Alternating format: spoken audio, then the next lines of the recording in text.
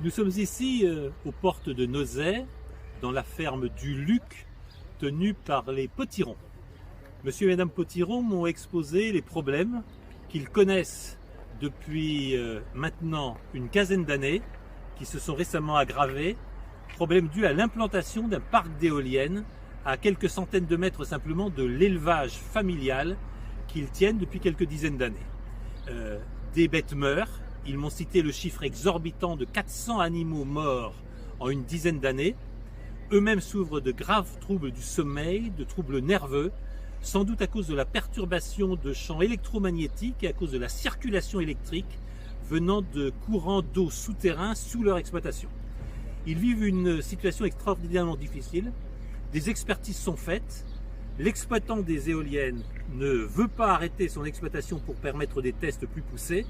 Les propositions de relocalisation de leur exploitation qui ont été faites par la préfecture n'aboutissent pas. Bref, ils vivent un cauchemar et ils ont le sentiment que la parole de l'État, la parole des ministères de l'Environnement et de l'Agriculture, les engagements du préfet comptent pour rien quand la toute-puissance des exploitants d'éoliennes est en jeu. C'est totalement inadmissible. Nous devons rétablir l'autorité de l'État. Nous devons rétablir la capacité du conseil régional et des élus de la région et des élus locaux à agir, y compris contre les entreprises multinationales qui ont tout intérêt à couvrir notre paysage d'éoliennes et à expulser les Français de leur territoire. Je ne laisserai pas les habitants des Pays de la Loire être expulsés de leur région. Je me battrai pour qu'ils maîtrisent leur territoire et je me battrai pour que leurs décisions et leurs intérêts soient respectés. La santé des Ligériens n'a pas de prix.